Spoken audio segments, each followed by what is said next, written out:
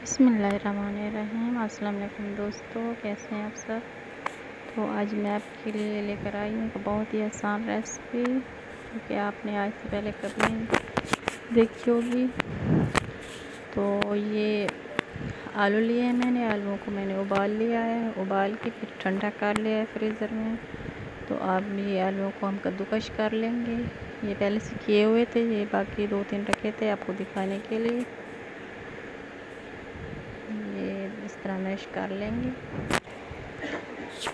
बहुत ही आसान और झटपट बनने वाली रेसिपी है ये।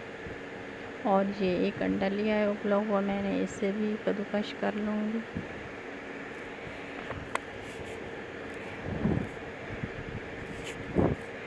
तो जो चैनल पर नए हैं चैनल को सब्सक्राइब कर लें और वीडियो को लाइक और शेयर भी कर दिया करें।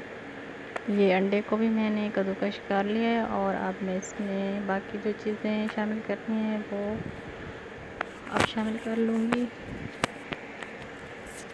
तो ये प्याज 2 मैंने काट लिए हैं बारीक, और साथ ही मसाले जो खुश्क मसाले जाएंगे, सूखा धनिया और लाल मिर्च, नमक, हल्दी,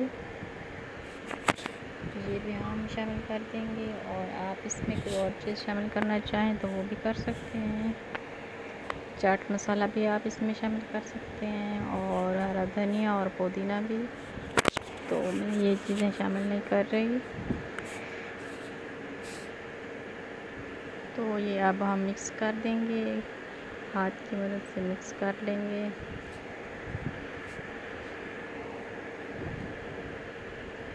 मैं अच्छे से मिक्स कर दूँगी।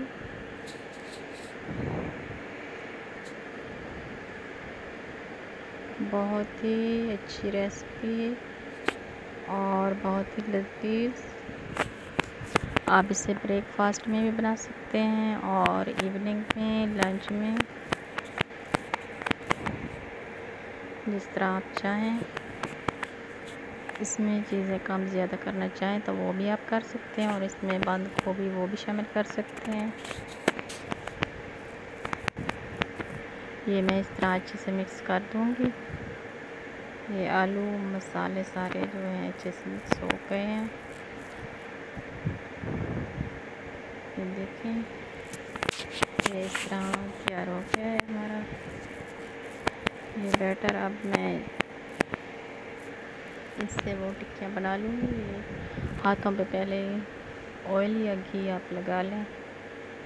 तो जितने साइज़ में आप बनाना चाहें उतना बैटर लें और उतना ही बड़ा या छोटा जिस तरह बनाना चाहें बना सकते हैं। तो ये मैं ऐसे बना रही हूँ। ये देखें, ये गुलाई वाली शेप में। तो ये देखें माशाल्लाह, और ये सारे मैंने बना लिए हैं, ये इतने बने हैं।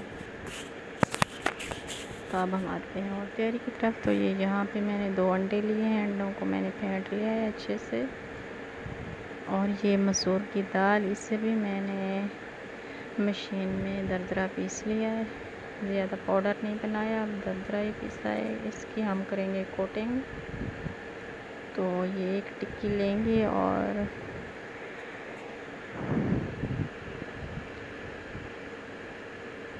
अंडे में डिप करेंगे। तो फिर हम ये पाउडर लगा लेंगे मसूर दाल का जो मैंने बनाया है। इससे मसूर दाल के पाउडर से हम इसकी अच्छे से कोटिंग करेंगे। बहुत ही लजीज और बहुत ही अच्छे बनते हैं। एक बार ज़रूर ट्राई कीजिएगा और मुझे कमेंट बॉक्स में बताइएगा कि आपको कैसी लगी मेरी ये रेसिपी। ज़रूर ट्राई कीजिएगा। तो इस तरह सारे ही बना लूँगी। ये यहाँ पे घी मेरा जो है वो गर्म हो गया है। अब जो मैंने कोटिंग लगा ली है, तैयार कर लिए हैं, वो अब इसमें डाल देंगे। बिस्मिल्लाहिर्रहमानिर्रहीम। तो ये देखें, इस तरह आराम आराम से ही डालेंगे।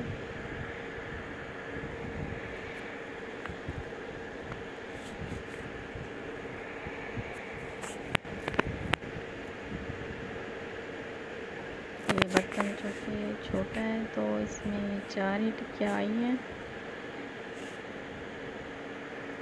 और आपके पास बड़ा बर्तन हो तो जितनी आसानी से आ जाए 4, 5, 6 तो उतनी ही डालिएगा, ज़्यादा नहीं, क्योंकि फिर टूटने का ख़तरा होगा। इस तरह आराम से पलट लेंगे। देखिए आसानी से पलट के 1 मिनट के लिए मैंने पका लिया है।